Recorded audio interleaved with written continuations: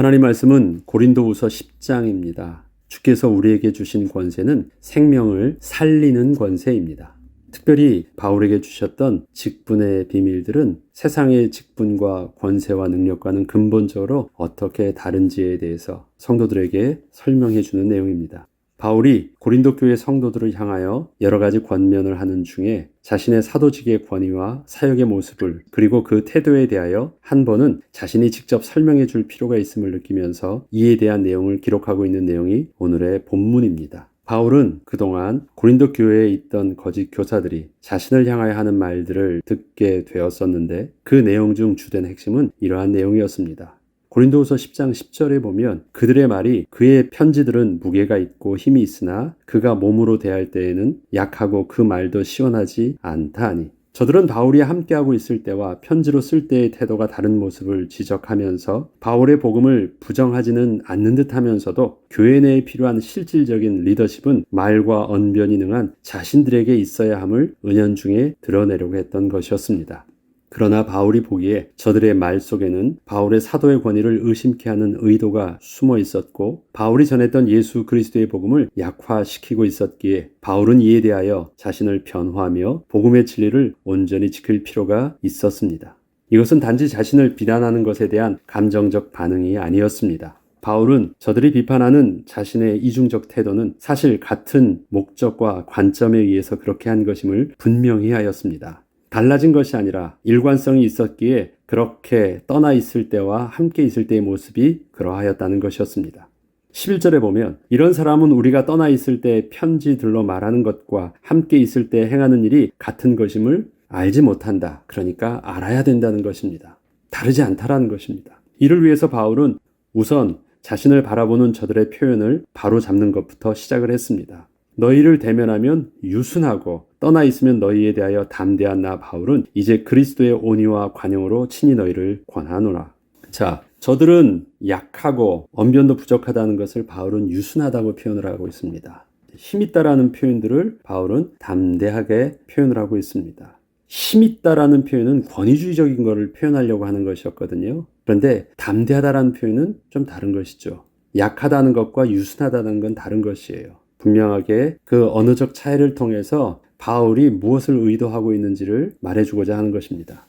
바울은 저들의 비판하는 내용을 유순하고 담대하다는 표현으로 바꾸어 쓰면서 저들이 비판대로 육신적으로 사람의 눈치를 보고 이러한 이중적 태도를 취했던 것이 아니라 그리스도의 사랑 안에서 온유와 관용의 모습 속에서 진행되었던 일관성 있는 태도였음을 설명해 주었습니다.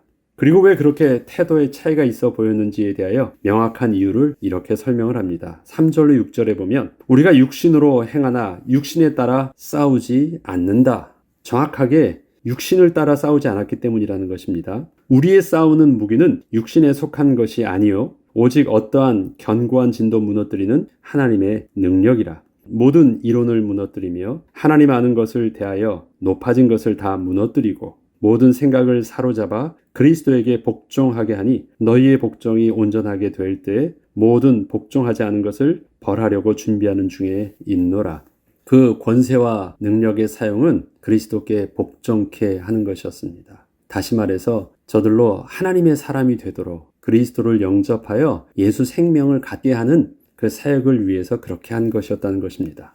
바울은 먼저 우리가 육신으로 행하나 육신에 따라 싸우지 아니하노니라고 하면서 자신의 사역의 모습이 육신에 따라 싸우는 것이 아닌 영적 싸움임을 알려주었습니다. 영적 싸움이라는 것은 그 대상이 육신의 모습의 사람이 아니라 그 배후에서 역사하는 사단임을 명확히 한 것이었습니다. 이 때문에 자신이 사용하는 힘과 권세는 육신을 넘어뜨리기 위한 것이 아님을 구체적으로 설명해 주었습니다. 자신에게 주어진 힘과 권세는 하나님의 능력으로 하나님을 대적하여 높아진 것을 다 무너뜨리고 모든 생각을 사로잡아 그리스도에게 복종하게 하는 능력이라고 한 것입니다. 이러한 바울의 권세는 세상에서 말하는 힘과 권세와는 근본적으로 다른 권세와 능력이었습니다. 바울은 이에 대하여 자신의 권세를 이렇게 또한 설명을 합니다. 8절에 보면 주께서 주신 권세는 너희를 무너뜨리려고 하신 것이 아니요 세우려 하신 것이니 내가 이에 대하여 지나치게 자랑하여도 부끄럽지 아니하리라. 제가 군대에 있을 때 이러한 경험이 있었습니다. 이 고참들이 후임들을 군기 잡는다고 얼차례도 주고 앉아 일어서 시킵니다. 그때마다 제 마음속에 들었던 생각이 있습니다.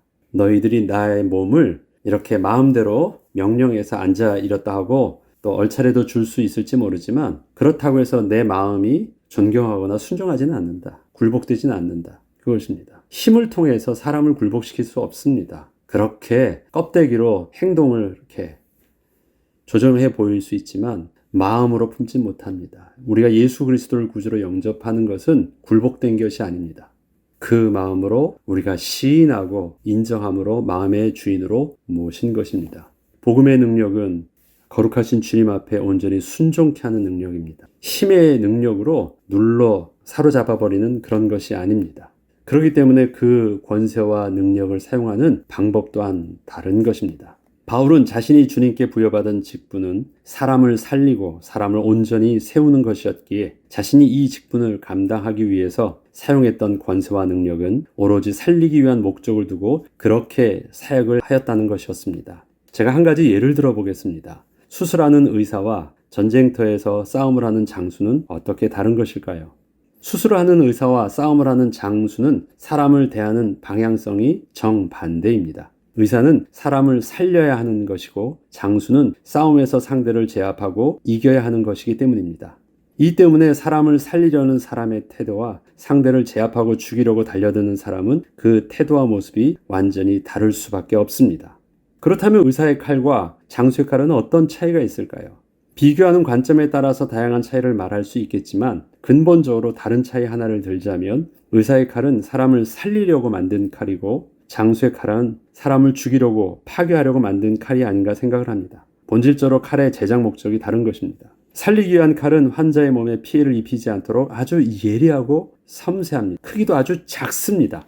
그러나 상대를 죽이고 파괴하기 위한 칼은 예리하고 섬세할 필요가 없이 좀 더 거칠고 강력하게 만들어서 상대의 방어를 능히 뚫을 수 있고 단번에 제압할 수 있어야 됩니다. 그 크기도 점점 커집니다. 의사의 칼은 싸움에 적합하지 않지만 장수의 칼은 수술에 적합하지도 않습니다. 절대 이 둘을 바꾸어 사용하지는 않는 것입니다. 그리고 섬세하게 살리는 것은 한 번에 파괴시키는 것보다 수십 배, 수백 배의 수고와 시간과 열심이 필요합니다. 바울은 하나님께서 자신에게 주신 직분은 사람을 살리고 사람을 그리스도의 사람으로 온전히 세우는 일을 위해서 부여하여 주신 것임을 분명히 알고 있었습니다. 이 때문에 사람을 예수 생명으로 살리기 위해서는 예수님의 온유와 관용이 필요한 것이었고 모든 사단의 괴계를 능히 무너뜨리기 위해서는 그리스도의 십자가의 희생이 필요하였던 것이었습니다. 바울은 그렇게 사역했던 모습이 저들에게는 유약한 모습으로 보여진 것이었고 권위주의적인 모습으로 그렇게 보여졌다는 것입니다. 그러나 자신은 유순함이 있었고 담대함이 있어서 그리스도의 온유와 사랑의 모습으로 그렇게 하였다라고 말한 것이었습니다. 바울은 이에 대하여 빌립보서 2장에는 이렇게 그리스도의 사역의 모습을 설명함으로 자신과 비교했음을 알 수 있습니다. 빌립보서 2장 5절로 11절에 보면 너희 안에 이 마음을 품으라 곧 그리스도 예수의 마음이니 그는 근본 하나님의 본체시나 하나님과 동등됨을 취할 것으로 여기지 아니하시고 오히려 자기를 비워 종의 형체를 가지사 사람들과 같이 되셨고 사람의 모양으로 나타나사 자기를 낮추시고 죽기까지 복종하셨으니 곧 십자가에 죽으심이라.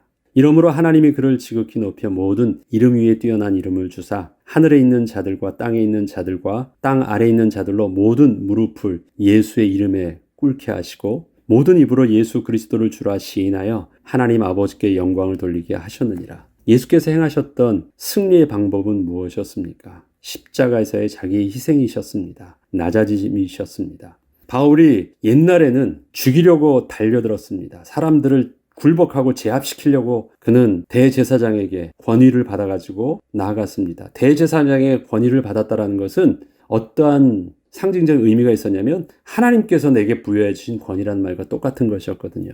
그 권위를 가서 다 사람을 죽이려고 했었잖아요. 그게 하나님을 향한 열심을 가지고 그랬었습니다. 그런데 지금은 어떻습니까? 진짜 하나님이 주시는 권위를 받았을 때 자기는 어떻게 합니까? 오히려 예수 그리스도의 십자가의 사랑, 대속의 비밀을 또 희생의 비밀을 가지고 종의 모습으로 낮아지셨고 죽기까지 복종하시는 그 길이었습니다. 그것이 지금 고린도 교회 성도들이 비판하는 그 모습과 태도에 달려 있었던 바로 유약해 보이고 권위적이었던 그 모습이었다는 것입니다. 아니다. 나에게 있어서는 그리스도의 온유함과 그리스도의 관용함이 있었고 그것이 너희들에게는 유순함과 담대한 모습으로 그렇게 나갔을 뿐이었다라고 말한 것이었습니다. 바울은 이러한 자신의 모습을 고린도 성도들이 오해함 없이 보기를 원했습니다. 너희는 외모만 보는도다. 만일 사람이 자기가 그리스도에게 속한 줄을 믿을진대 자기가 그리스도에게 속한 것 같이 우리도 그러한 줄을 자기 속으로 다시 생각할 것이라.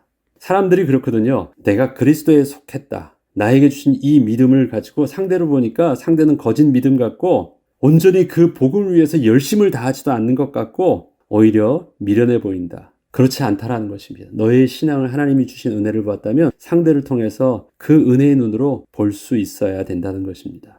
이전에 바울이 자기의 열심을 통해서 어땠습니까? 자기의 의와 열심을 가지고 다른 사람들을 그렇게 비판했거든요. 바울은 거짓 교사들의 자랑을 지혜 없는 자들의 어리석음으로 표현하면서 오늘 내용의 마무리를 이렇게 하고 있습니다. 12절로 18절까지 보면 우리는 자기를 칭찬하는 어떤 자와 더불어 감히 짝하며 비교할 수 없노라.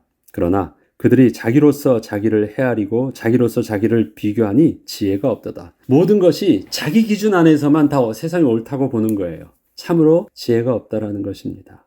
그러나 우리는 분수 이상의 자랑을 하지 않고 오직 하나님이 우리에게 나누어 주신 그 범위의 한계를 따라 하노니 곧 너희에게까지 이른 것이라. 하나님이 내게 주신 은혜 속에서 그건 나에게 주신 은혜로 참 감사하다 해서 자기 모습을 보는 것 이상으로 그걸 가지고 보편화된 진리로 다른 사람을 판단하게 사용하지 않는다라는 것입니다. 각자 주님께서 주신 그 은혜의 분량들이 있다라는 것입니다. 그것을 정확하게 먼저 볼 수 있어야 된다는 것입니다. 그리고 그 은혜의 분량을 바울도 가지고 성도들에게 가서 온전한 복음의 진리를 그렇게 전했다라는 것입니다.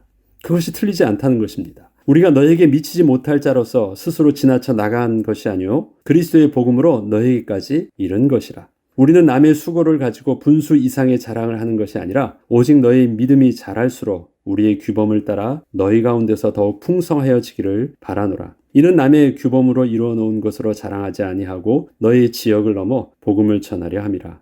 자랑하는 자는 주 안에서 자랑할지니라. 옳다 인정함을 받은 자는 자기를 칭찬하는 자가 아니요 오직 주께서 칭찬하시는 자니라. 하나님께서 우리에게 주신 복음의 분량만큼 그 은혜를 온전히 나눠줄 수 있는 그 비밀, 또 주 안에서 자기에게 자랑하게 하신 것, 그것으로 자랑하는데 그 은혜를 바울과 사역자들은 그만큼 사용한 것이고 또 고린도 교회에 혹시 다른 사역자들이 있다면 그들도 그렇게 사용에 쓰임 받을 뿐이지 저들만 옳고 누구는 틀리다라고 표현을 하면 안 되는 것이다.